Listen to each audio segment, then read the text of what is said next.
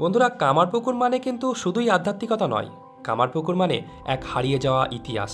কামারপুকুর মানে এখানকার গ্রাম্য পরিবেশ, সহজ সরল মানুষ, আর এখানকার বিখ্যাত সাদা বোঁদে। হ্যাঁ, ঠিকই শুনেছেন, সাদা বোঁদে।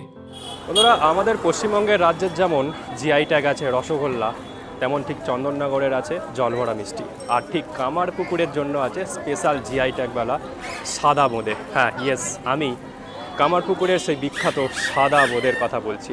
আমি বর্তমানে দাঁড়িয়ে আছি কামারপুকুরের ঠিক রামকৃষ্ণ মিশনের পাশেই। আর ওই যে দেখতে পাওয়া যাচ্ছে লাহা লজের ঠিক পাশেই আমি এখন যে দোকানটার সামনে দাঁড়িয়ে আছি, এই দোকানটার নাম হচ্ছে আদি রামকৃষ্ণ সারদা মিষ্টান্ন ভাণ্ডার। প্রায় 200 বছরেরও বেশি পুরনো এই মিষ্টি স্বয়ং রামকৃষ্ণদেবেরও বেশ প্রিয় ছিল। তাই তো দূর দূরান্ত থেকে মানুষজন যখন কামারপুকুর আসেন শ্রী রামকৃষ্ণদেবের দর্শনে, তখন এই মিষ্টির স্বাদ নিতে কিন্তু কেউ ভোলেন না। আপনারাও কি সাদা বোঁদে কিনতে এসেছেন? আচ্ছা, খেয়েছেন এর আগে কখনো? ভালো লাগে? না, বোঁদে খাইনি, এখানে বোঁদে এই খাননি? প্রথমবার আমরা এখানে। বাড়ি কোথায় আপনার? ইছাপুর। ইছাপুর থেকে এসেছেন? আরে বাহ। দিদি ভাই, আপনার বাড়ি কোথায়? ইছাপুর। ইছাপুর আমরা থেকে সকালে এসেছেন? এসেছি। আচ্ছা, সকালে এসেছেন তাই তো? হ্যাঁ, সকালে এসেছি, ভোগ খেলাম। এখন প্রশ্ন হলো, এই মিষ্টি সাধারণ বোঁদের মতো কমলা রঙের না হয়ে বরফের মতো সাদা হয় কেন? এমন কী বা ব্যবহার করা হয় এতে? চলুন জানা যাক কি কি ব্যবহার করা হয়। আতপ চাল থাকে, আতপ চাল থাকে, আর এই বটবটির কলাই থাকে। এর মানে শুকনো শুকনো বেশ। তো এটা এর স্পেশালিটি কি আছে? স্পেশালিটি আর কিছু নেই, এটা হচ্ছে শুকিয়ে গেলেই শুকনো হয়ে যাবে। যেমন এগুলো শুকিয়ে গেছে, এই অনেক দিনে যত শুকাবে জিনিসটা তত ভালো হবে। কামারপুকুর তো জিআই ট্যাগ পেয়েছে না এটার জন্য? হ্যাঁ, এখানে পুরনো দোকান কি এই আদি? এটাই পুরনো দোকান? এটাই সব থেকে পুরোনো দোকান।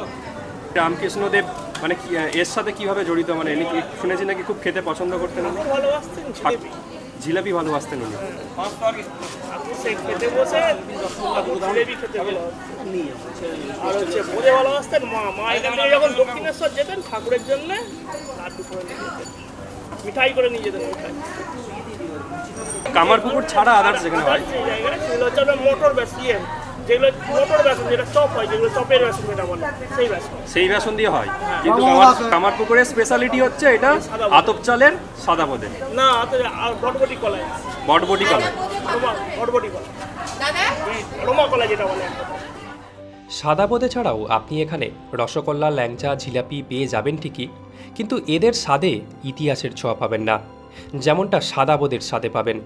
সত্যি পৃথিবীটা কত বদলে গেছে। 200 বছর আগে কামারপুকুর যেমন ছিল, আজ অনেকটাই পাল্টে গেছে। শুধু বদলায়নি এই স্বাদের অনুভূতিটা। ভক্তরা বিশ্বাস করেন এই মিষ্টি গ্রহণ করা মানেই ঠাকুরের আশীর্বাদ ধন্য হওয়া। তাই কামারপুকুর ভ্রমণে এসে আপনি যদি এই বোঁদে না খান, তবে আপনার এই তীর্থযাত্রা অসম্পূর্ণ। তাহলে কবে আসছেন কামারপুকুর? কমেন্ট করে আমাদেরকে জানান। আর এই ভিডিওটা যদি আপনাদের ভালো লেগে থাকে, আমাকে ফলো করতে ভুলবেন না, না হলে কিন্তু আমি হারিয়ে যাব। ভালো থাকবেন।